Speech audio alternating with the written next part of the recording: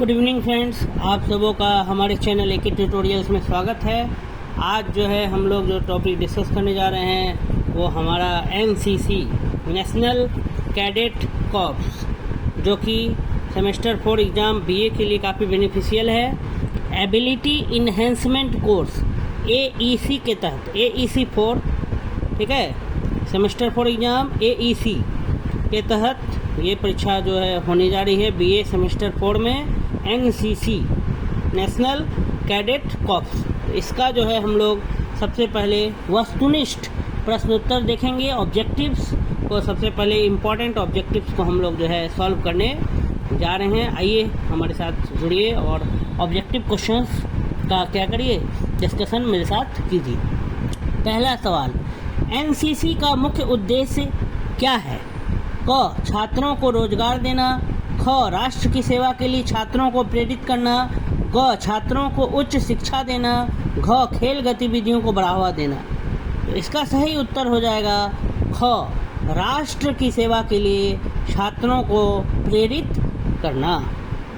Question number 2, NCC का पूरा नाम क्या है? क, national corporate core, national cadet corps, national council corps, national cadets commission. इसका सही उत्तर हो जाएगा ख, नेशनल कैडेट कॉर्प्स। एनसीसी का फुल फॉर्म होता है नेशनल कैडेट कॉर्प्स। चलिए बढ़ते हैं नेक्स्ट क्वेश्चन की तरफ। क्वेश्चन नंबर 3, एनसीसी का उद्देश्य किस प्रकार की भावना को विकसित करना है? क, व्यावसायिक, ख, सामाजिक, ग, राष्ट्रवादी, घ, धार्मिक। इसका सही उत्तर हो जाएगा ग, राष्ट्रवादी। एनसीसी का उद्देश्य है लोगों में राष्ट्रवादी भावना को क्या करना, विकसित करना। तो 3 का सही उत्तर हो जाएगा ग। आगे बढ़ते हैं क्वेश्चन नंबर 4, एनसीसी में सी सर्टिफिकेट प्राप्त करने के बाद किस प्रकार की भर्ती में प्राथमिकता दी जाती है? क, निजी क्षेत्र, ख, सरकारी नौकरी, ग, रक्षा सेवाएं, घ, बैंकिंग क्षेत्र। तो इसका सही उत्तर हो जाएगा ग, रक्षा सेवाएं।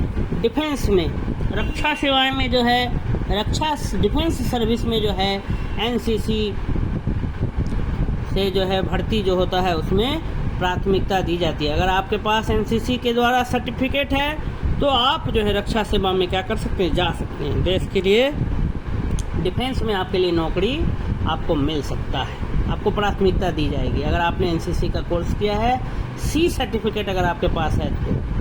अगला सवाल है क्वेश्चन नंबर 5, एनसीसी के ध्येय वाक्य एकता और अनुशासन को कब अपनाया गया? क, 1948, ख, 1968, ग, 1970 और घ, 1980। तो इसका सही उत्तर हो जाएगा ग, 1970। एनसीसी का जो मॉरल, जो मोटो है एकता और अनुशासन। ये भी कभी कभी पूछता है कि एनसीसी का मोटो बताइए, वाक्य क्या है? तो एकता और अनुशासन, यूनिटी एंड डिसिप्लिन, ये एनसीसी का क्या है, मोटो है। तो इसको कब अपनाया गया? तो ये 1970 में अपनाया गया। इसका सही उत्तर हो जाएगा ग, 1970, 1970। अगला सवाल क्वेश्चन नंबर 6 बढ़ते हैं। एनसीसी कैडेट्स के लिए कौन सा शिविर अनिवार्य है? क, वार्षिक प्रशिक्षण शिविर, ख, एनुअल रिफ्रेशर कोर्स, ग, सोशल सर्विस कैंप, घ, एडवेंचर कैंप। तो इसका सही उत्तर हो जाएगा क, वार्षिक प्रशिक्षण शिविर। वार्षिक प्रशिक्षण शिविर में भाग लेना अनिवार्य है एनसीसी कैडेट्स के लिए। अगला सवाल क्वेश्चन नंबर 7, एनसीसी कैडेट्स को दिया जाने वाला सर्वोच्च सम्मान कौन सा है? क, प्रधानमंत्री पदक, ख, रक्षा मंत्री पदक, ग, राष्ट्रपति पदक और घ, भारतीय सेना पदक। तो इसका सही उत्तर हो जाएगा ग, राष्ट्रपति पदक। राष्ट्रपति पदक। तो राष्ट्रपति पदक जो है ये सर्वोच्च सम्मान है जो एनसीसी कैडेट्स को दिया जाता है। अगला क्वेश्चन है, एनसीसी में ए सर्टिफिकेट किस स्तर पर दिया जाता है? क, स्कूल, ख, कॉलेज, ग, प्रशिक्षण शिविर और घ, एनुअल परेड। तो इसका सही उत्तर हो जाएगा स्कूल। एनसीसी में ए सर्टिफिकेट जो है वो स्कूल स्तर पर दिया जाता है। अगला सवाल है, कैडेट्स को युद्ध कौशल और नेतृत्व सिखाने के लिए कौन सा शिविर आयोजित होता है? क वार्षिक प्रशिक्षण शिविर, ख राष्ट्रीय एकता शिविर, ग थल सैनिक शिविर, घ एडवेंचर शिविर। तो इसका सही उत्तर हो जाएगा ग थल सैनिक शिविर। तो कैडेट्स को जो है युद्ध कौशल और नेतृत्व सिखाने के लिए थल सैनिक शिविर का क्या किया जाता है? आयोजन किया जाता है। तो इसलिए 9 का सही उत्तर हो जाएगा ग थल सैनिक शिविर। चलिए बढ़ते हैं नेक्स्ट क्वेश्चन की तरफ। क्वेश्चन नंबर 10, एनसीसी का प्रतीक चिन्ह क्या है? एनसीसी का सिंबल क्या है? क तिरंगा, ख अशोक चक्र, ग 3 तलवारें और माला, घ राष्ट्रीय पक्षी मोर। एनसीसी का जो प्रतीक चिन्ह है वो 3 तलवारें और माला। 3 तलवारें और माला जो है वो एनसीसी का प्रतीक चिन्ह होता है। तो इसलिए इसका सही उत्तर हो जाएगा 10 का ग 3 तलवारें और माला। चलिए बढ़ते हैं अगले प्रश्न की तरफ। अगला सवाल है हमारा,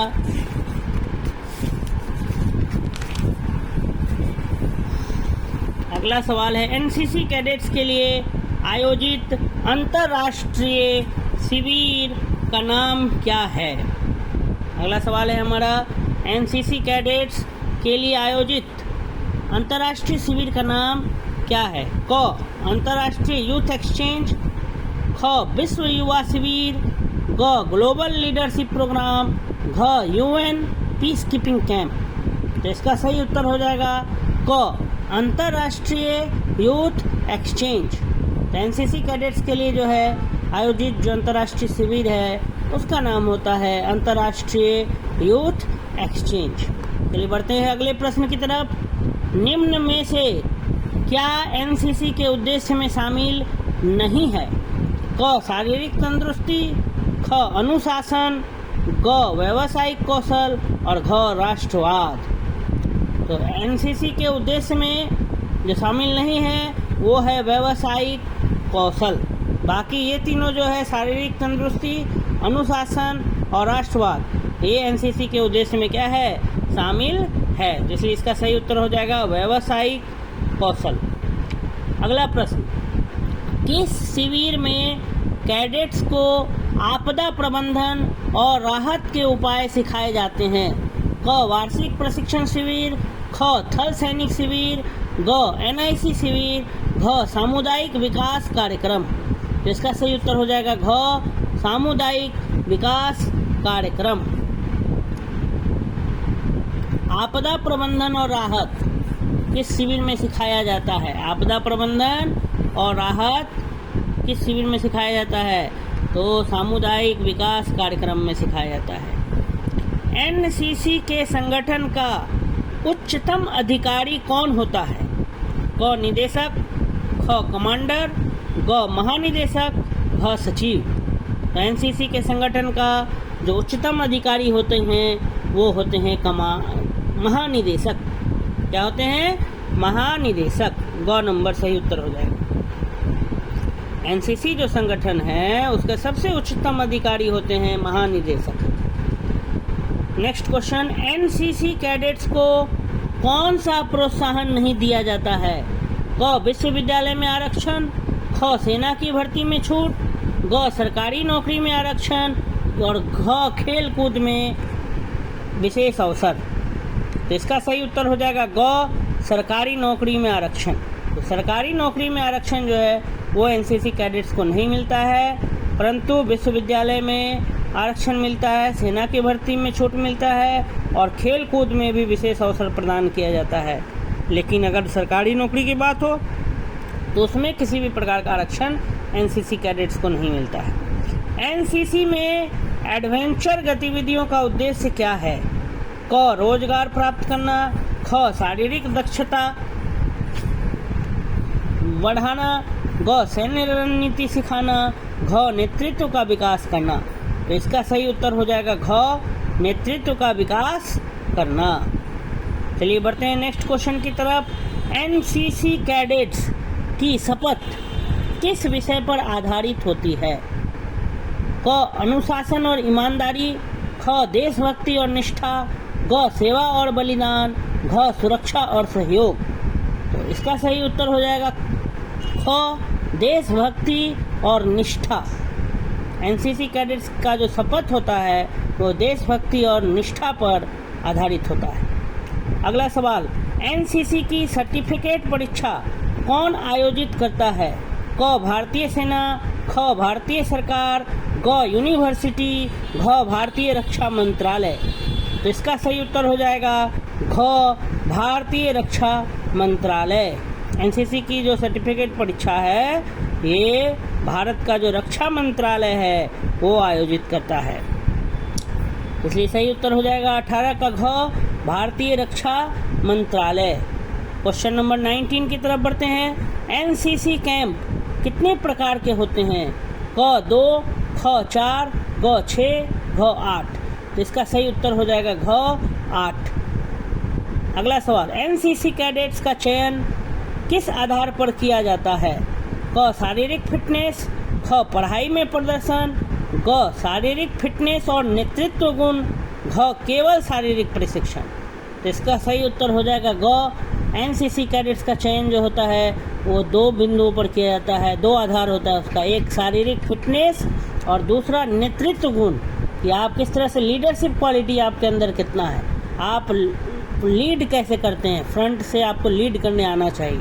नेतृत्व गुण और शारीरिक फिटनेस, ये 2 आधार है जिसके द्वारा एनसीसी कैडेट्स का क्या किया जाता है? चयन किया जाता है। बढ़ते हैं अगले प्रश्न की तरफ। एनसीसी कैडेट्स को युद्ध संबंधित कौन सा प्रशिक्षण दिया जाता है? क आर्मी ट्रेनिंग, ख ड्रिल ट्रेनिंग, ग परेड ट्रेनिंग, घ युद्ध कला प्रशिक्षण। तो इसका सही उत्तर हो जाएगा ख ड्रिल ट्रेनिंग। तो एनसीसी कैडेट्स को युद्ध संबंधित जो प्रशिक्षण दिया जाता है उसका नाम है ड्रिल ट्रेनिंग। बढ़ते हैं नेक्स्ट क्वेश्चन की तरफ। एनसीसी कैडेट्स की प्राथमिक जिम्मेदारी क्या होती है? क सैन्य सेवा, ख शैक्षिक गतिविधियों में भाग लेना, ग समाज सेवा और देशभक्ति, घ खेल कूद। तो इसका सही उत्तर हो जाएगा ग समाज सेवा और देशभक्ति। एनसीसी कैडेट्स का फर्स्ट प्रायोरिटी, प्रथम प्राथमिकता, प्राथमिक जिम्मेदारी, रिस्पॉन्सिबिलिटी वो क्या होता है? तो समाज की सेवा करना और देशभक्ति, ये जो होता है एनसीसी कैडेट्स की प्राथमिक जिम्मेदारी होती है। इसलिए 22 का सही उत्तर हो जाएगा ग समाज सेवा और देशभक्ति। बढ़ते हैं अगला सवाल, क्वेश्चन नंबर 23। राष्ट्रीय एकीकरण का मुख्य उद्देश्य क्या है? क सांस्कृतिक भिन्नता, ख क्षेत्रीय विभाजन, ग एकता और अखंडता बनाए रखना, घ सामाजिक असमानता। तो इसका सही उत्तर हो जाएगा ग एकता और अखंडता बनाए रखना। राष्ट्रीय एकीकरण का जो मेन ऑब्जेक्टिव है, जो मुख्य उद्देश्य है वो क्या है? तो यूनिटी और इंटीग्रिटी को बनाए रखना, एकता और अखंडता बनाए रखना। तो इसका सही उत्तर हो जाएगा ग। बढ़ते हैं अगले सवाल की तरफ। राष्ट्रीय एकता का महत्व किसमें है? क सामाजिक अशांति, ख राजनीतिक अस्थिरता, ग देश की समृद्धि और विकास, घ सांस्कृतिक संघर्ष। तो इसका सही उत्तर हो जाएगा देश की समृद्धि और विकास में ही राष्ट्रीय एकता का महत्व निहित है। इसलिए 24 का सही उत्तर हो जाएगा ग, देश की समृद्धि और विकास, कहने का मतलब प्रॉस्पेरिटी और डेवलपमेंट। अगला नेक्स्ट क्वेश्चन की तरफ हम बढ़ते हैं। अगला सवाल है, विविधता में एकता का तात्पर्य क्या है? क सभी को एक ही धर्म अपनाना, विभिन्न संस्कृतियों का एक राष्ट्र में सह अस्तित्व, एक भाषा बोलना, क्षेत्रीय विभाजन। इसका सही उत्तर हो जाएगा ख विभिन्न संस्कृतियों का एक राष्ट्र में सह अस्तित्व, मतलब अलग अलग कल्चर के को एक ही देश में रहना, एक ही साथ एग्जिस्ट करना, को एग्जिस्टेंस, सह अस्तित्व मतलब एक साथ एग्जिस्ट करना, विभिन्न संस्कृति मतलब डिफरेंट कल्चर, ठीक है, अलग अलग कल्चर, वैरायटी ऑफ कल्चर्स का एक ही राष्ट्र में निवास करना क्या कहलाता है? विविधता में एकता कहलाता है। इसको इंग्लिश में आप लोग पढ़े होंगे, unity in diversity. Unity in diversity, विभिन्न प्रकार के लोग एक ही देश में जब रहें उसी को कहा जाता है विविधता में एकता। अगला सवाल, राष्ट्रीय एकता के लिए सबसे बड़ा खतरा क्या है? क सांप्रदायिकता, ख विज्ञान और प्रौद्योगिकी, ग शिक्षा और घ व्यापार। तो इसका सही उत्तर हो जाएगा क सांप्रदायिकता। माने एक ही पार्टिकुलर कौम के लिए, पार्टिकुलर जाति के लिए सोचना, वो सांप्रदायिक सोच कहलाता है। तो वह एकता के क्या है? सबसे बड़ा खतरा है राष्ट्रीय एकता के लिए। जैसे हिंदू अगर हिंदू के बारे में ही सोचे सिर्फ, मुसलमान मुसलमान के बारे में सिर्फ सोचे, सिख सिख के बारे में सिर्फ सोचे, तो उस तरह से क्या हो जाएगा? एकता नहीं रहेगा। लोग सांप्रदायिक हो जाएंगे, सिर्फ अपने ही बारे में सोचेंगे। तो सांप्रदायिकता जो है वही अभी देश का जो एकता है उसके लिए सबसे बड़ा खतरा है। अगला सवाल, एकता की आवश्यकता क्यों है? क समाज को विभाजित करने के लिए, ख क्षेत्रीय भाषाओं को बढ़ावा देने के लिए, ग देश की प्रगति और सुरक्षा के लिए, घ सांस्कृतिक संघर्ष उत्पन्न करने के लिए। तो इसका सही उत्तर हो जाएगा ग देश की प्रगति और सुरक्षा के लिए जो है वो एकता इसलिए जरूरी। एकता का आवश्यकता, यूनिटी का क्या ज़रूरत? तो देश का प्रोग्रेस के लिए, कंट्री का प्रोग्रेस और सेफ्टी सुरक्षा के लिए एकता की क्या है? आवश्यकता है। इसका सही उत्तर ग हो जाएगा। बढ़ते हैं अगले सवाल की तरफ। राष्ट्रीय सुरक्षा के प्रति सबसे बड़ा खतरा किससे उत्पन्न होता है? क आंतरिक संघर्ष, ख बाहरी आक्रमण, ग आर्थिक असमानता, घ भाषाई विविधता। तो इसका सही उत्तर हो जाएगा ख बाहरी आक्रमण। राष्ट्रीय सुरक्षा के प्रति जो सबसे बड़ा खतरा है वो हमको बाहरी आक्रमण से उत्पन्न होता है। बढ़ते हैं अगले प्रश्न की तरफ। भारत में राष्ट्रीय एकता दिवस कब मनाया जाता है? क 26 जनवरी, ख 2 अक्टूबर, ग 31 अक्टूबर, घ 15 अगस्त। तो इसका सही उत्तर हो जाएगा ग 31 अक्टूबर। तो भारत में जो राष्ट्रीय एकता दिवस है वो 31 अक्टूबर को मनाया जाता है। नेशनल यूनिटी डे कब मनाया जाता है? 31 अक्टूबर को हर वर्ष, याद रखेंगे। 31 अक्टूबर को मनाया जाता है राष्ट्रीय एकता दिवस। चलिए बढ़ते हैं अगले सवाल की तरफ। राष्ट्रीय एकता को बनाए रखने के लिए कौन सी संस्था महत्वपूर्ण भूमिका निभाती है? ग पुलिस, ख सेना, ग शिक्षा, घ न्यायपालिका। इसमें सबसे जरूरी है शिक्षा, तो ग जो हो गया वो शिक्षा हो गया। इसका सही उत्तर, राष्ट्रीय एकता को बनाए रखने में सबसे महत्वपूर्ण जो भूमिका निभाती है वो शिक्षा निभाती है। एजुकेटेड अगर हम रहेंगे तो यूनाइटेड भी रहेंगे। अगला सवाल, राष्ट्रीय एकीकरण के संदर्भ में किसने कहा था कि भारत विविधता में एकता का देश है? राष्ट्रीय एकीकरण के संदर्भ में किसने कहा था कि भारत जो है विविधता में एकता का देश है? क महात्मा गांधी, ख जवाहरलाल नेहरू, ग सरदार वल्लभ भाई पटेल, घ सुभाष चंद्र बोस। इसका सही उत्तर हो जाएगा जवाहरलाल नेहरू। ख इसका सही उत्तर हो जाएगा। जवाहरलाल नेहरू ने कहा था कि भारत जो है विविधता में एकता का देश है। अगला सवाल, राष्ट्रीय एकीकरण के लिए किस प्रकार का शासन सबसे उपयुक्त है? क तानाशाही, ख लोकतंत्र, ग राजतंत्र, घ साम्यवाद। तो इसका सही उत्तर हो जाएगा लोकतंत्र, डेमोक्रेसी। अगर राष्ट्रीय एकीकरण लाना है तो हमको किस प्रकार का रूल चाहिए? तो डेमोक्रेटिक गवर्नमेंट चाहिए। कैसा गवर्नमेंट चाहिए? कैसा शासन चाहिए? तो लोकतंत्र चाहिए, डेमोक्रेसी चाहिए।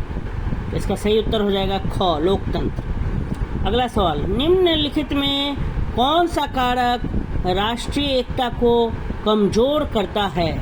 क जातिगत विभाजन, ख आर्थिक विकास, ग सांस्कृतिक विविधता, घ धर्मनिरपेक्षता। तो इसका सही उत्तर हो जाएगा जातिगत विभाजन। अगर हम जाति में बंटना शुरू कर देंगे, विभाजित होने लगेंगे, तो हमारा एकता क्या हो जाएगा, कमज़ोर हो जाएगा।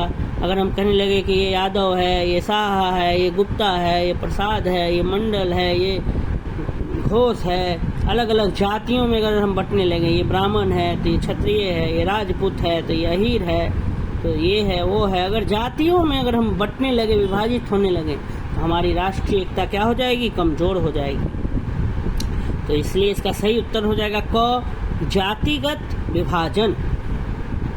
निम्नलिखित में से कौन सा कारण राष्ट्रीय एकता को कमज़ोर करता है, तो जातिगत विभाजन जो है वही राष्ट्रीय एकता को क्या करता है, कमज़ोर करता है।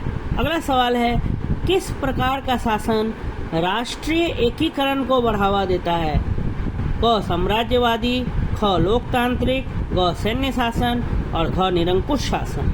तो इसका सही उत्तर हो जाएगा ख लोकतांत्रिक।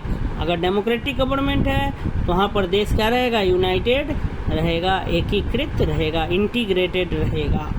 तो राष्ट्रीय एकीकरण, इंटीग्रेशन ऑफ नेशन को कौन सा गवर्नमेंट बढ़ावा देता है, तो लोकतांत्रिक सरकार बढ़ावा देता है, डेमोक्रेटिक गवर्नमेंट ही बढ़ावा देता है। इसका सही उत्तर हो जाएगा ख लोकतांत्रिक।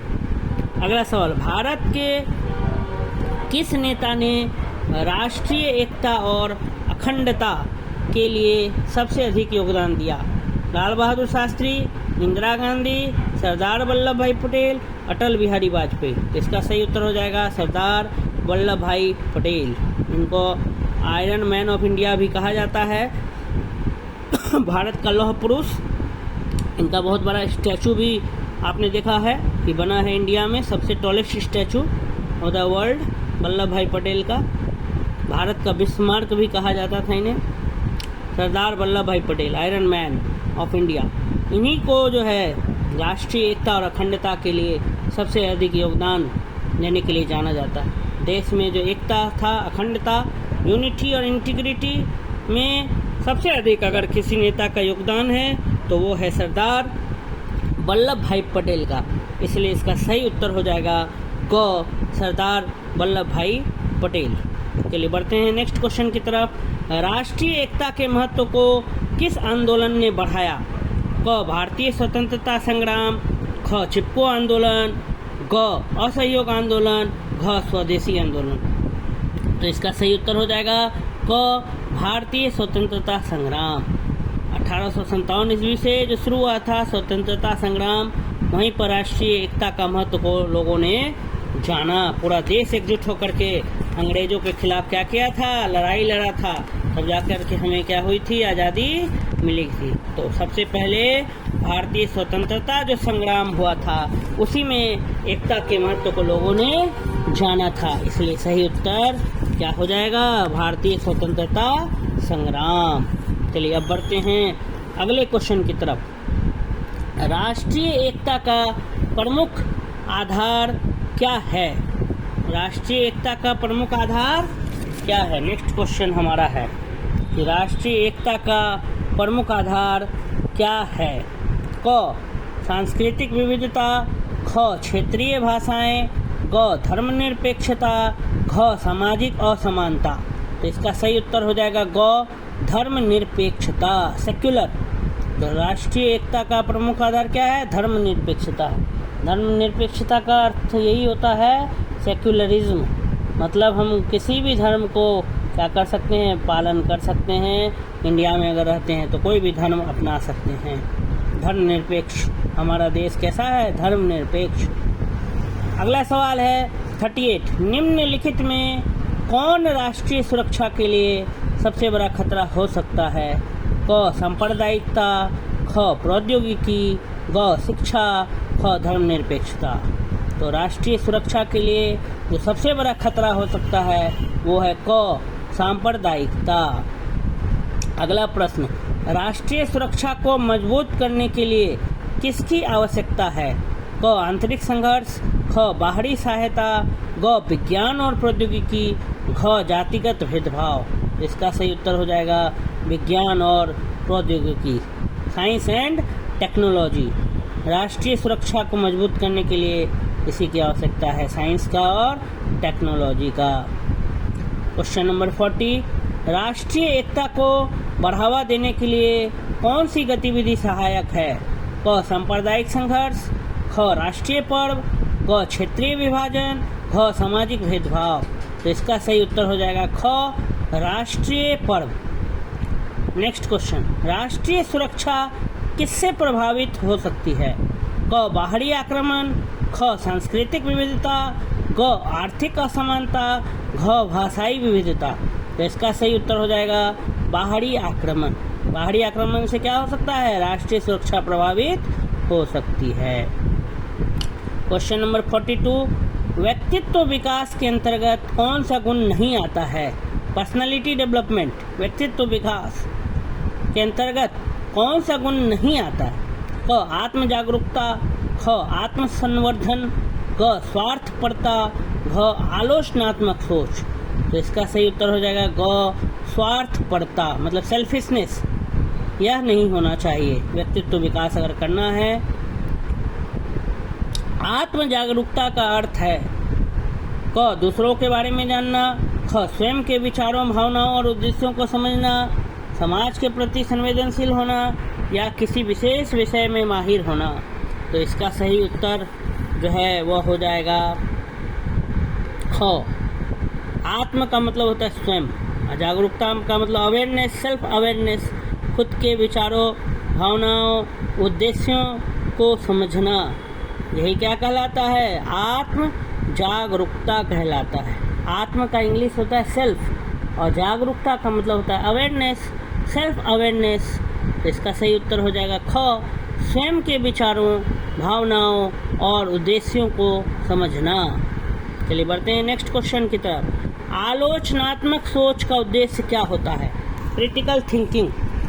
आलोचनात्मक सोच का उद्देश्य, ऑब्जेक्टिव क्या होता है? क्रिटिकल थिंकिंग से क्या मायने हैं? तो क किसी समस्या का हल खोजना, ख दूसरों की आलोचना करना, ग निष्पक्ष तरीके से तथ्यों का विश्लेषण करना, और घ तर्क वितर्क से बचना।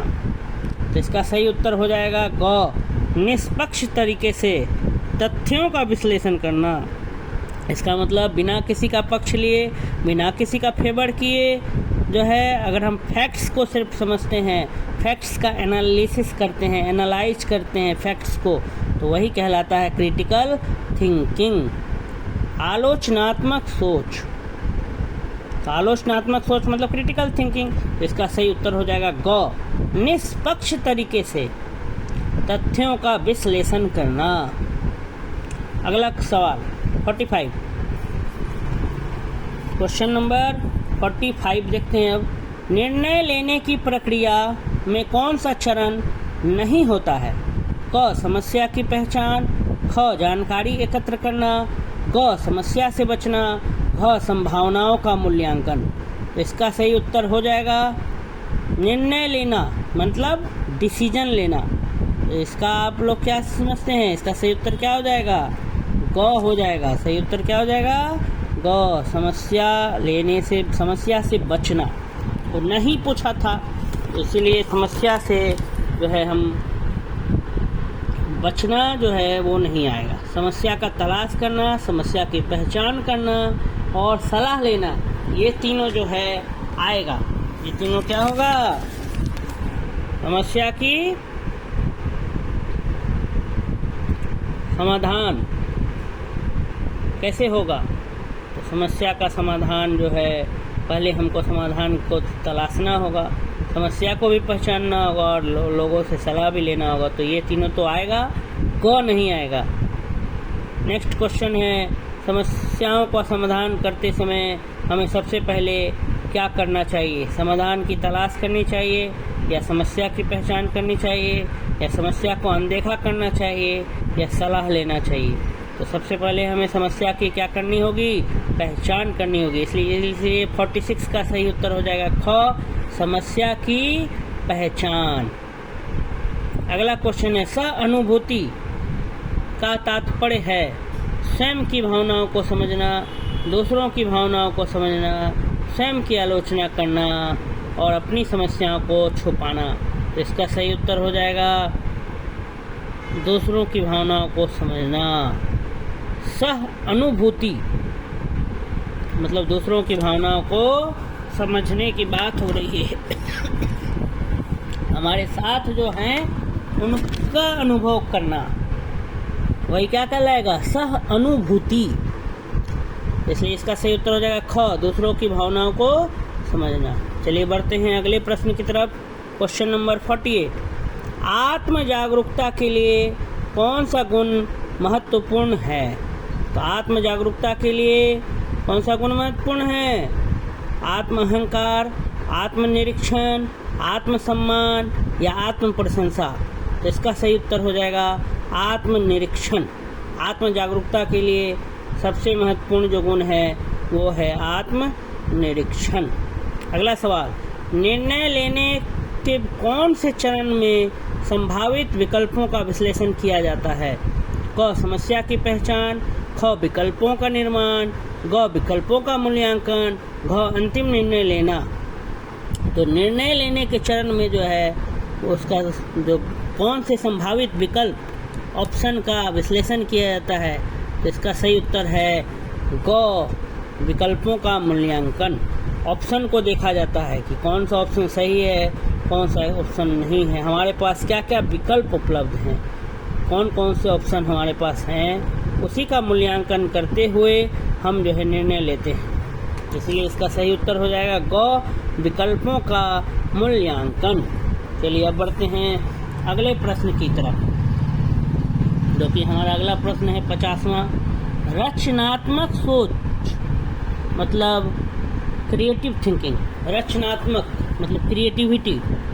रचनात्मक सोच का मुख्य लक्ष्य क्या होता है?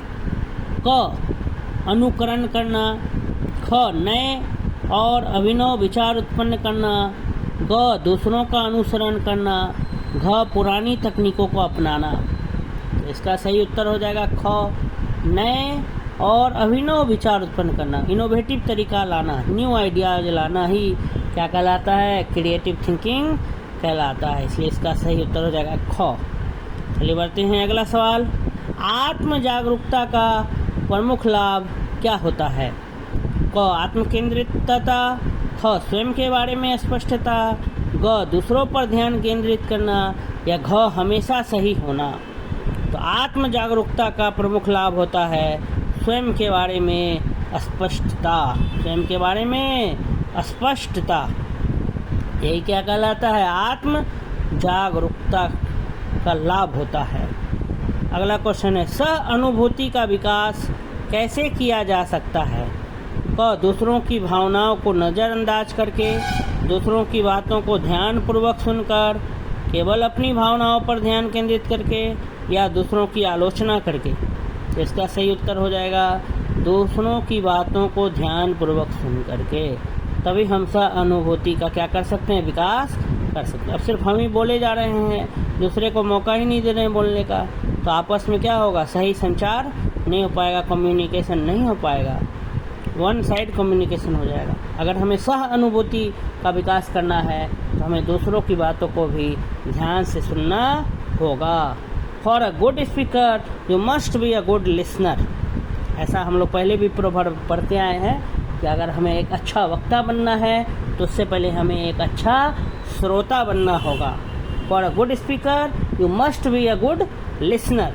इसी से एक सवाल ये बन गया है कि सह अनुभूति का विकास कैसे किया जा सकता है? तो इसका सही उत्तर हो जाएगा दूसरों की बातों को ध्यानपूर्वक सुनकर। चलिए बढ़ते हैं अगले सवाल की तरफ। समस्या को हल करने के लिए कौन सी तकनीक सबसे अधिक उपयोगी होती है? क, समस्या से भागना, ख, समस्या को टालना, ग, समस्या के बारे में सोचने के लिए समय लेना, घ, दूसरों पर दोष मढ़ना। इसका सही उत्तर हो जाएगा ग, समस्या के बारे में सोचने के लिए समय लेना। यही समस्या को हल करने का सबसे अधिक उपयोगी उपाय है, तरीका है कि समस्या के बारे में सोचना और उसके लिए समय लेना।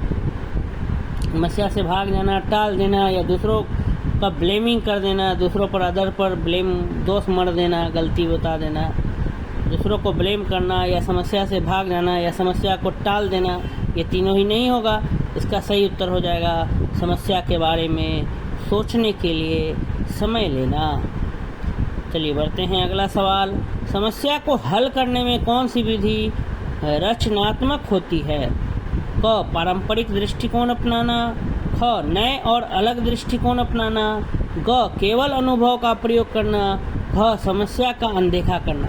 तो इसका सही उत्तर हो जाएगा ख नए और अलग दृष्टिकोण अपनाना। अगर हमको समस्या को हल करना है तो हमें रचनात्मक विधि कौन सी है? नए और अलग दृष्टिकोण, अलग नज़रिया से देखना। इसका सही उत्तर ख हो जाएगा। नेक्स्ट क्वेश्चन, निर्णय लेने की प्रक्रिया का अंतिम चरण क्या होता है? अगर हमको डिसीजन लेना है तो उसका लास्ट स्टेप क्या होता है?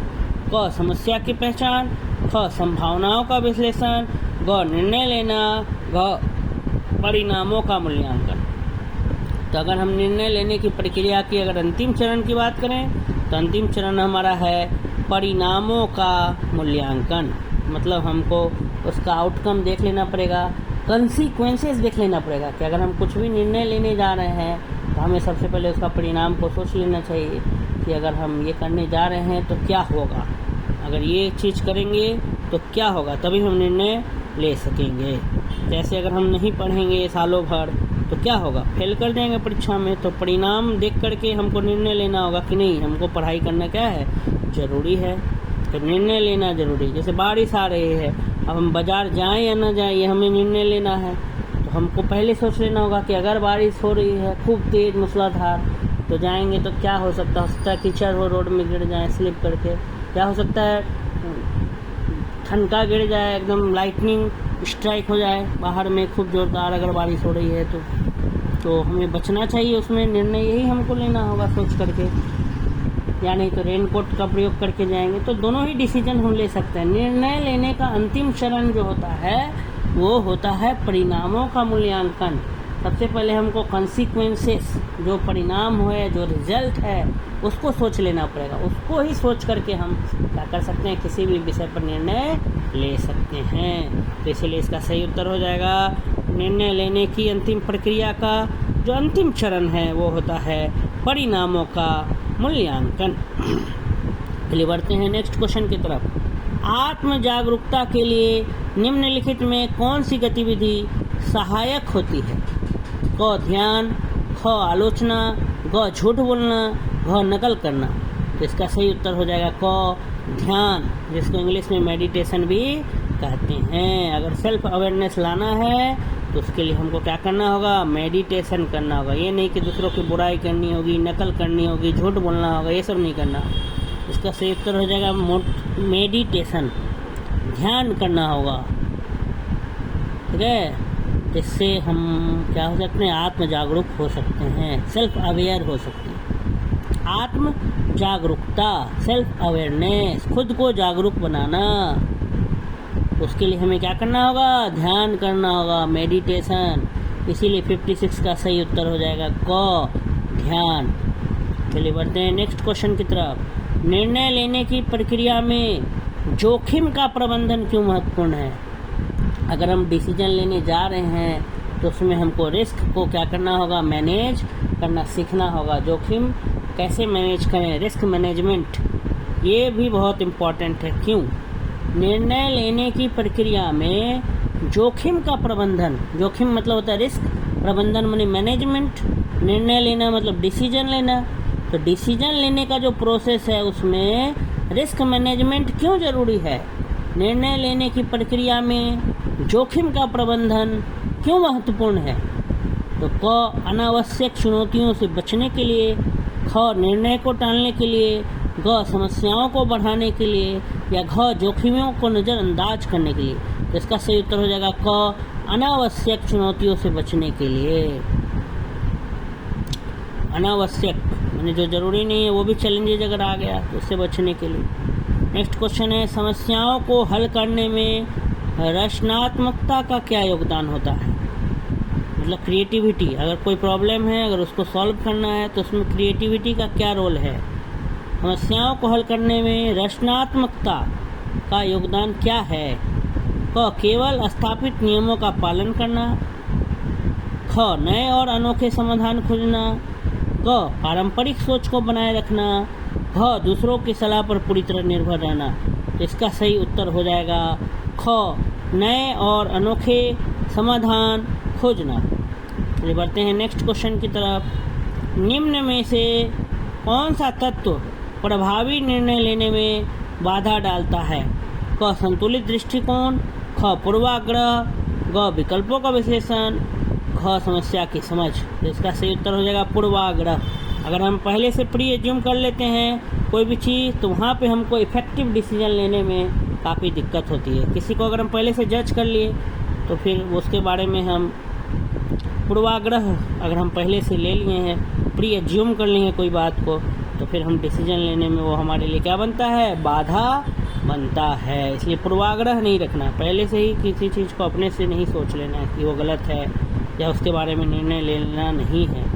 पूर्वाग्रह नहीं रखना। और रचनात्मकता का मतलब होता है क्रिएटिविटी, नए और अनोखे समाधान।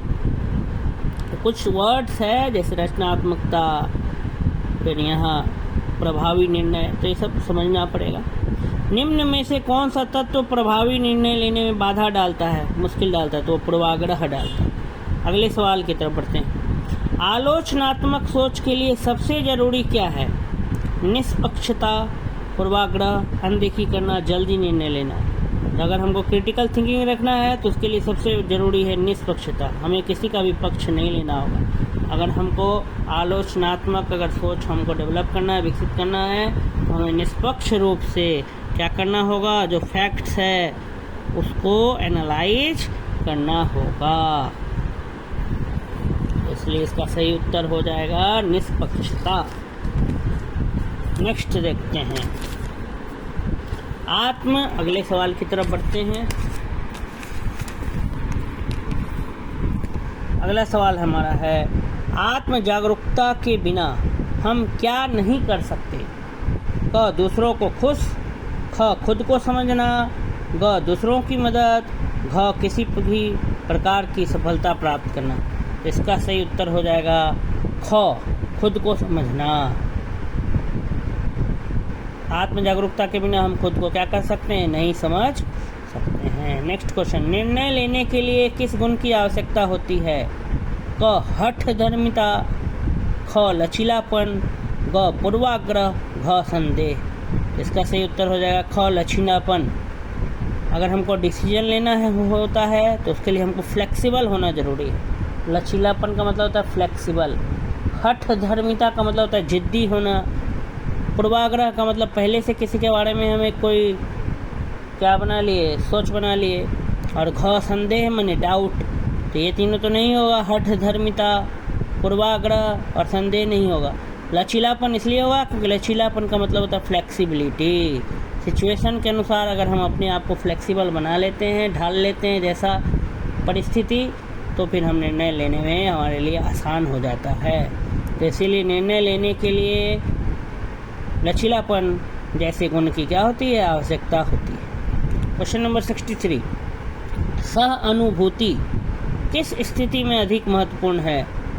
समूह चर्चा में, दूसरों के दृष्टिकोण को समझने में, निर्णय लेने में, या समस्याओं के विश्लेषण में? इसका सही उत्तर हो जाएगा दूसरों के दृष्टिकोण को समझने में।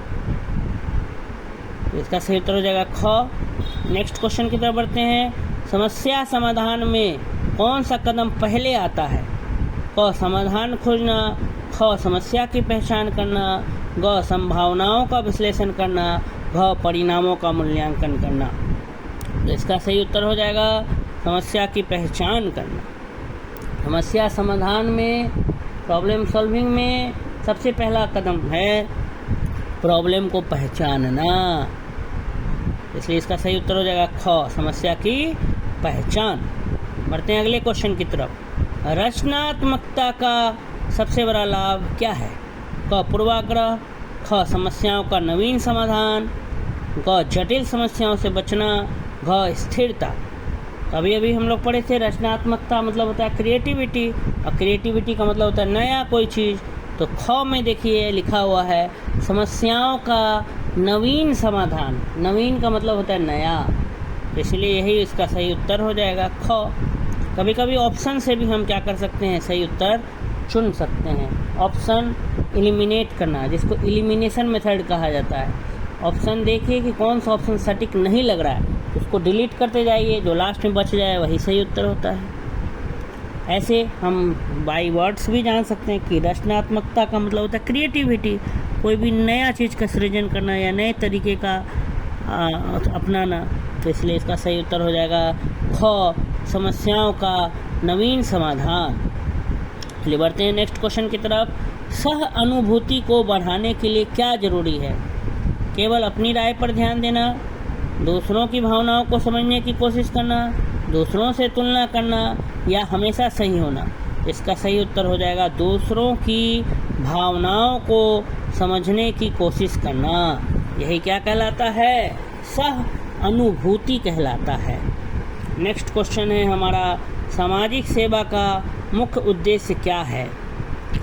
क, व्यक्तिगत लाभ, ख, समाज की भलाई, ग, राजनीतिक लाभ, घ, वित्तीय लाभ। इसका सही उत्तर हो जाएगा समाज की भलाई। सोशल सर्विस, सामाजिक सेवा से क्या होगा?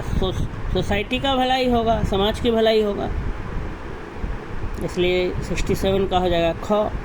नेक्स्ट क्वेश्चन है, राष्ट्रीय सेवा योजना NSS का उद्देश्य क्या है? क, सामाजिक और आर्थिक असमानता बढ़ाना, ख, छात्रों में नेतृत्व और सेवा की भावना का विकास करना, ग, व्यापार का विस्तार, घ, ग्रामीण क्षेत्रों में उद्योगों का विकास। तो इसका सही उत्तर हो जाएगा ख, छात्रों में नेतृत्व और सेवा की भावना का विकास करना। तो NSS का जो सही उद्देश्य है वो है छात्रों के अंदर, स्टूडेंट्स के अंदर लीडरशिप क्वालिटी को डेवलप करना और सर्विस की भावना, सेवा की भावना जो है वो उत्पन्न करना। इसलिए 68 का सही उत्तर हो जाएगा ख, NSS राष्ट्रीय सेवा योजना। इसका उद्देश्य क्या है? तो छात्रों में नेतृत्व, लीडरशिप क्वालिटी और सेवा की भावना का क्या करना? विकास करना। नेक्स्ट क्वेश्चन है, सामाजिक सेवा के लिए किस मूलभूत गुण की आवश्यकता होती है? अगर हमको समाज में सेवा करना है तो उसके लिए कौन सा हमारे अंदर गुण होना चाहिए? क, अनुशासन, ख, स्वार्थ, ग, धन, घ, तकनीकी ज्ञान। इसका सही उत्तर हो जाएगा अनुशासन। सबसे पहले हमें डिसिप्लिन आना चाहिए, अनुशासित रहना होगा, तभी हम समाज की क्या कर सकेंगे? सेवा कर सकेंगे। नेक्स्ट क्वेश्चन, महात्मा गांधी का कौन सा सिद्धांत ग्रामीण विकास से संबंधित है? अहिंसा, स्वराज, स्वदेशी, ग्राम स्वराज। क्वेश्चन नंबर 70 हम लोग डिस्कस कर रहे हैं कि महात्मा गांधी का कौन सा सिद्धांत ग्रामीण विकास, गांव का जो विकास है उससे संबंधित है। तो इसका सही उत्तर हो जाएगा क्या है इसका सही उत्तर?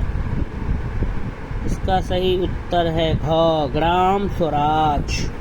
ग्राम स्वराज मैंने खुद का राज, ग्राम स्वराज। अगला सवाल, राष्ट्रीय ग्रामीण स्वास्थ्य mission NRHM, national rural health mission. National rural health mission NRHM का फुल फॉर्म हुआ। हिंदी में अगर देखें तो राष्ट्रीय ग्रामीण स्वास्थ्य मिशन, इंग्लिश में national rural RURAL rural health mission. इसका उद्देश्य क्या है? इसका उद्देश्य है ग्रामीण स्वास्थ्य सेवाओं में सुधार करना, गांव में जो भी हेल्थ फैसिलिटीज है उसको अच्छा बनाना। जैसे ऑप्शन दिया हुआ था, ग्रामीण क्षेत्रों में सड़कें बनाना, गरीबों को आवास प्रदान करना, ग्रामीण स्वास्थ्य सेवाओं में सुधार करना या शिक्षा को बढ़ावा देना। क्योंकि स्वास्थ्य का बात है, स्वास्थ्य मिशन है, तो इसलिए इसका सही उत्तर हो जाएगा ग, ग्रामीण स्वास्थ्य सेवाओं में सुधार करना। चलिए बढ़ते हैं अगले ऑब्जेक्टिव की तरफ। अगला सवाल है हमारा, स्वच्छ भारत अभियान का मुख्य उद्देश्य क्या है? क, गरीबों को रोजगार प्रदान करना, ख, स्वच्छता और स्वास्थ्य की स्थिति में सुधार, ग, गांवों की सड़कों का निर्माण और घ, उद्योगों का विकास। तो इसका सही उत्तर हो जाएगा ख, स्वच्छता और स्वास्थ्य की स्थिति में सुधार। नेक्स्ट क्वेश्चन है, प्रधानमंत्री कौशल विकास योजना किससे संबंधित है? क, कृषि विकास, ख, स्वास्थ्य सेवाओं में सुधार, ग, युवा कौशल विकास, घ, सड़क निर्माण। तो इसका सही उत्तर हो जाएगा ग, युवा कौशल विकास, यूथ स्किल डेवलपमेंट। कौशल विकास मतलब स्किल डेवलपमेंट, तो ये स्किल डेवलपमेंट के अंदर आता है। नेक्स्ट है 74, ग्रामीण विकास कार्यक्रमों में पंचायती राज संस्थाओं की क्या भूमिका है?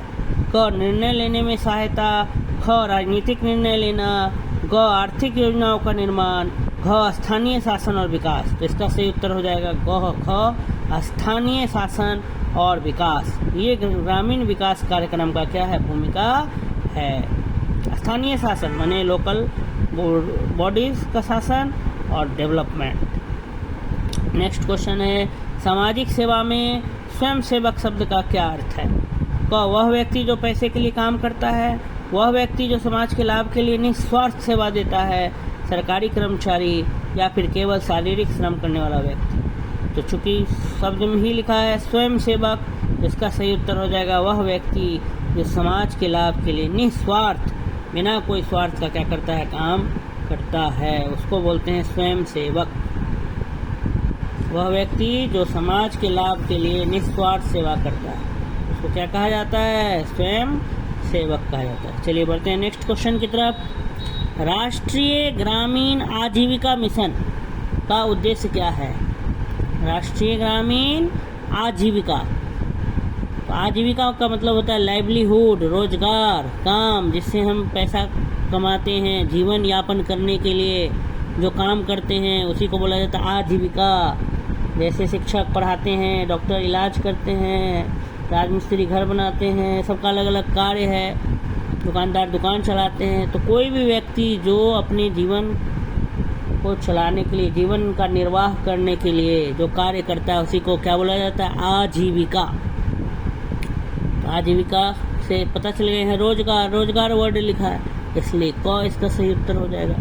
हम लोग टर्म से भी कर सकते हैं आंसर, अगर पूरा हमको नहीं जानकारी है तो सिर्फ हिंदी अगर हमें आता है तो हम जो है ऑप्शन चुन सकते हैं। राष्ट्रीय ग्रामीण आजीविका मिशन का उद्देश्य क्या है?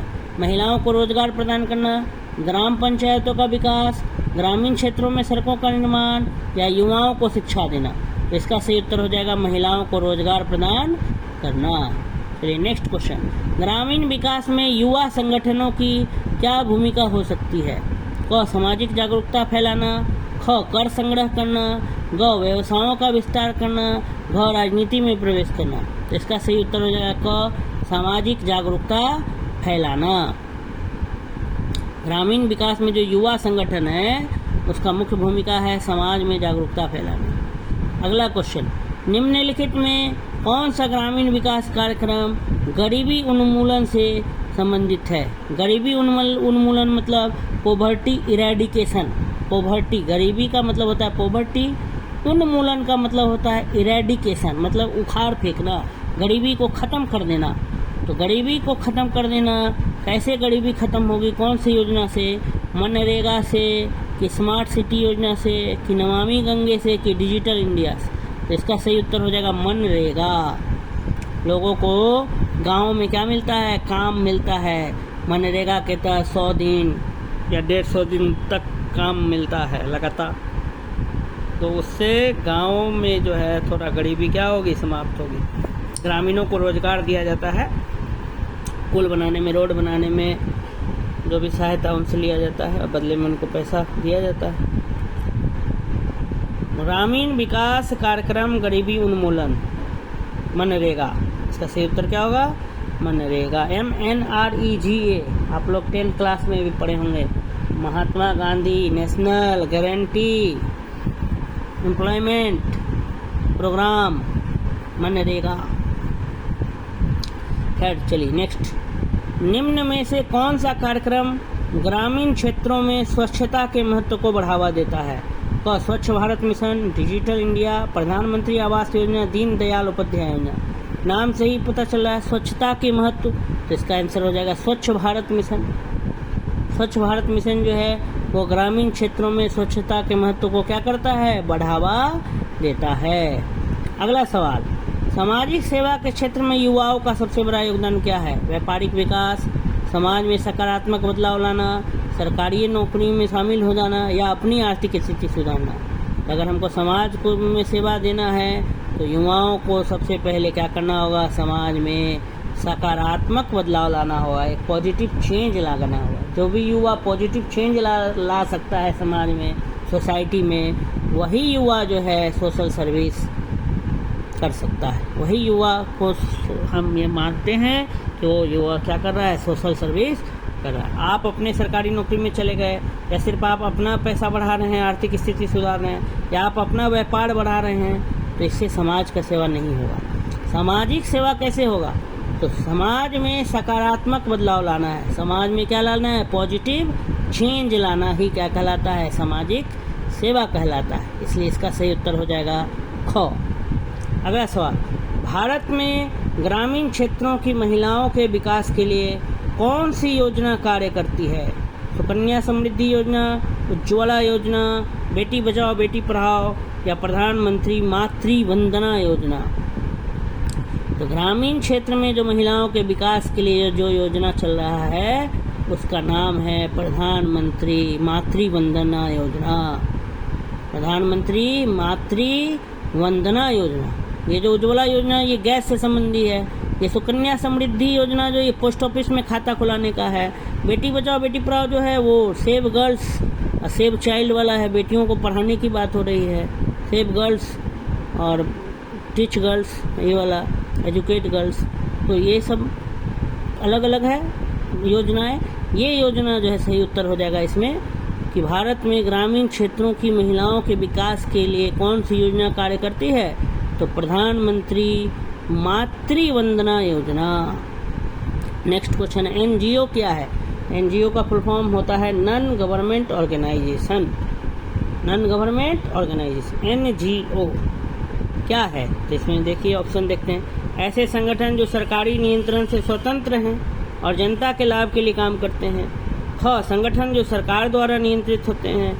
ग, ऐसे संगठन जो केवल लाभ पर केंद्रित हैं। या घ, ऐसे संगठन जो अवैध रूप से काम करते हैं। तो इसका सही उत्तर हो जाएगा क। एनजीओ क्या होता है? सरकारी नियंत्रण से स्वतंत्र होता है, सरकार का नहीं होता है, नॉन गवर्नमेंट होता है। एनजीओ नॉन गवर्नमेंट ऑर्गेनाइजेशन, और ये जनता के लिए लाभ के लिए काम करता है, इसलिए इसका नाम है एनजीओ। बहुत आसान प्रश्न था, एनजीओ नॉन गवर्नमेंट ऑर्गेनाइजेशन। चलिए बढ़ते हैं अगला सवाल की तरफ। गैर सरकारी संगठनों का मुख्य फोकस क्या है? गैर सरकारी अगर संगठन है तो उसका मुख्य फोकस क्या है? आर्थिक विकास को बढ़ावा देना, मानवाधिकारों की वकालत करना, निगमों के हितों की रक्षा करना, या राजनीतिक दलों का समर्थन करना? इसका सही उत्तर है मानवाधिकारों की वकालत करना। कहने का मतलब गैर सरकारी संगठन मतलब एनजीओ नॉन गवर्नमेंट ऑर्गेनाइजेशन, उसी का हिंदी है गैर सरकारी। नॉन गवर्नमेंट जो सरकारी नहीं है उसको बोला जाता है गैर सरकारी, नॉन गवर्नमेंट, और संगठन का इंग्लिश होता है ऑर्गेनाइजेशन। तो वही बात है, लिखा है गैर सरकारी संगठनों का मुख्य फोकस क्या है? तो ह्यूमन राइट्स, मानवाधिकार जो है उसकी वकालत करना, ये एनजीओ का काम। इसलिए 83 का सही उत्तर हो जाएगा ख, मानवाधिकारों, मानव का जो भी अधिकार है उसकी वकालत करना। अगला सवाल, विश्व एनजीओ दिवस प्रतिवर्ष कब मनाया जाता है? 27 जनवरी, 27 फरवरी, 27 मार्च, या 27 अप्रैल? तो इसका सही उत्तर हो जाएगा 27 फरवरी। 27 फरवरी को प्रत्येक वर्ष विश्व एनजीओ दिवस मनाया जाता है। वर्ल्ड एनजीओ डे कब मनाया जाता है? 27 फरवरी को। हमारे किशनगंज में भी एनजीओ है, रेड क्रॉस सोसाइटी के नाम से चलता है। मिक्की साहा जी चलाते हैं रेड क्रॉस सोसाइटी, वो भी एक एनजीओ है। ऐसे बहुत सारे एनजीओ काम करते हैं, जैसे सलमान खान का भी एनजीओ है ह्यूमन बींग्स। ऐसे करके बहुत सब एनजीओ चलता है जो लोग पब्लिक के प्रॉफिट के लिए करते हैं। नेक्स्ट है एनजीओ का पूर्ण रूप क्या है? फुल फॉर्म पूछा है तो अभी हम बताएं, नॉन गवर्नमेंट ऑर्गेनाइजेशन। हिंदी में अगर बात करें तो इसका उत्तर हो जाएगा गैर सरकारी संगठन। एनजीओ का पूर्ण रूप क्या हो गया? गैर सरकारी संगठन। नेक्स्ट, इनमें से कौन एक गैर सरकारी संगठन है? पुलिस बल, एनएसडब्ल्यू, मेडिकेयर के कार्य, अस्पताल, रेड क्रॉस? तो इसका सही उत्तर हो जाएगा रेड क्रॉस। अभी हम बात कर रहे थे किशनगंज में भी रेड क्रॉस सोसाइटी चलता है। एक एनजीओ है जो ब्लड कैंप ऑर्गेनाइज करता है, लोगों के लिए ब्लड्स इकट्ठा करता है, लोगों से ब्लड लेकर के दूसरे जो हॉस्पिटल में जो ज़रूरतमंद है उनको पहुंचाता है, रेड क्रॉस सोसाइटी। तो रेड क्रॉस एक एनजीओ संगठन है। एनजीओ के कार्य क्या क्या हैं? गरीबी उन्मूलन, गरीबी को भगाना, शिक्षा को बढ़ावा देना, या पर्यावरण का संरक्षण करना, या उपरोक्त सभी। तो ये सभी कार्य जो है एनजीओ का है। एनजीओ का सब काम है गरीबी को भी ख़त्म करना है, शिक्षा को भी बढ़ावा देना है, साथ ही साथ इन्वायरमेंट का भी संरक्षण करना है, कंजर्वेशन करना है नेचर का। तो ये सभी इसका हो जाएगा उपरोक्त सभी। भारत में एनजीओ को आमतौर पर किसके द्वारा वित्त पोषित किया जाता है?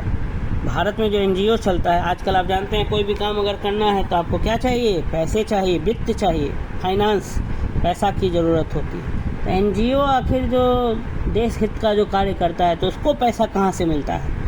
तो इसका सही उत्तर होगा दान, अनुदान, कॉरपोरेट प्रायोजन, अंतर्राष्ट्रीय सहायता, उपरोक्त सभी। तो सभी जगह से इसको मिलता है, दान भी मिलता है, अनुदान भी मिलता है। जो प्राइवेट कंपनियां हैं, जो कॉरपोरेट है, वो भी मदद करती है, वो भी उसको फाइनेंस करती है। इंटरनेशनली भी, अंतर्राष्ट्रीय सहायता भी उसको मिलता है। अलग अलग देश भी सपोर्ट करते हैं एनजीओ को। जैसे बिल गेट्स भी, जो गूगल के फाउंडर, वो भी अपना एनजीओ चलाते हैं, Gates and Melinda. Bill Gates की वाइफ है मेलिंडा, तो वो दोनों मिलकर एक फाउंडेशन चलाते हैं, एनजीओ चलाते हैं। तो बहुत सारा एनजीओ जो है कार्यरत है। तो उसका मेन उद्देश्य एनजीओ का होता है पब्लिक की सेवा करना, जनता की सेवा करना निस्वार्थ भाव से। और एनजीओ का फुल फॉर्म होता है गैर सरकारी संगठन। अगला सवाल भी एनजीओ से ही रिलेटेड है। गैर सरकारी संगठन का लाभ क्या है? क, सदस्यों के बीच वितरित नहीं किया जाता, सदस्यों के बीच वितरित हो भी सकता नहीं भी। सामान्य निधि में डेबिट किया जाता, सदस्यों के बीच वितरित किया जाता। इसका सही उत्तर होता है सदस्यों के बीच वितरित नहीं किया जाता है। गैर सरकारी संगठन का अगर कोई भी लाभ है तो एनजीओ का मेंबर्स को नहीं मिलता है, वो पब्लिक के लिए होता है। अगर कोई काम हो रहा है एनजीओ के तहत और उसमें प्रॉफिट हो गया, लाभ हो गया, तो वो लाभ किस में बटेगा?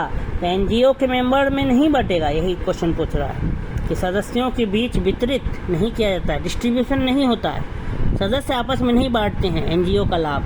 एनजीओ का लाभ भी अगर हो रहा है कोई काम से तो सीधा सीधा जनता को पहुंचाया जाता है। नेक्स्ट क्वेश्चन, ड्रिल की शुरुआत किसने की एवं कब की?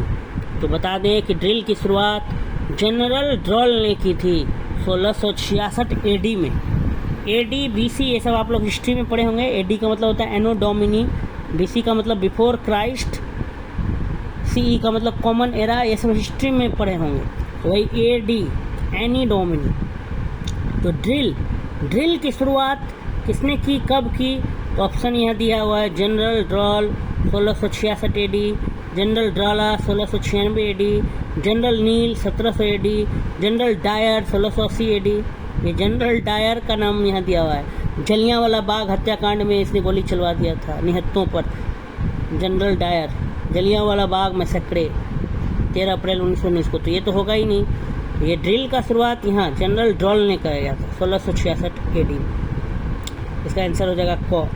अगला सवाल, ओपन ड्रिल कहाँ किया जाता है? परेड ग्राउंड में, फील्ड एरिया में, समतल मैदान में, या खुरदरी जगह में? तो ओपन ड्रिल जो होता है वो फील्ड एरिया में किया जाता है। ओपन ड्रिल कहाँ किया जाता है? फील्ड एरिया में। अगला सवाल 92, वर्ड्स ऑफ कमांड के कितने भाग हैं? 1, 2, 3, 4। इसका सही उत्तर हो जाएगा 2। बायां पैर दाएं से ले जाते हुए क्या बोलते हैं? थम, कदम ताल, दाएं मोड़, पीछे मोड़। तो इसका सही उत्तर हो जाता है थम। बायां पैर दाएं से ले जाते हुए क्या बोलते हैं? थम बोलते हैं। ये क्वेश्चन जो पूछा गया है एनसीसी से पूछा है। एनसीसी में जो एक्सरसाइज करवाया जाता है, आप लोग स्कूल लाइफ में भी देखे होंगे, क्लास 10th में या स्कूल्स में भी आयोजित किया जाता था। एनसीसी, नेशनल एनसीसी का ट्रेनिंग होता था, जो गीत गा के परेड कराते थे 26 जनवरी 15 अगस्त से पहले। दायां पैर बाएं से ले जाते हुए क्या बोलते हैं? तो बाएं, आगे बढ़, पीछे मुड़, बाएं मुड़, दाएं मुड़। तो इसको बोलते हैं पीछे मुड़। अगर दायां पैर बाएं से ले जाते हैं तो क्या बोलते हैं? पीछे मुड़। नेक्स्ट क्वेश्चन है, बायां पैर दाएं से ले जाते हुए क्या बोलते हैं? तो इसका सही उत्तर है दाएं सैल्यूट। बायां पैर अगर हम दाएं से ले जाएंगे तो हम बोलेंगे दाएं सैल्यूट। तो ये सब कुछ ऑप्शंस थे जिसको कि ऑब्जेक्टिव क्वेश्चन थे जो हमने डिस्कस किया आप लोगों के लिए। तो उसके बाद हम लोग जो है इसी AE का जो हमारा ACC NCC national cadet corps का जो कोर्स है AEC एबिलिटी इन्हेंसमेंट कोर्स, ठीक है, इसके और भी वीडियोस, सब्जेक्टिव वीडियोस भी हम लाएंगे।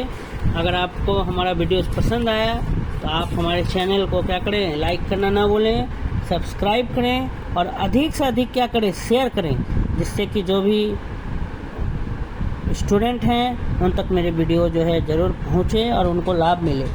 धन्यवाद।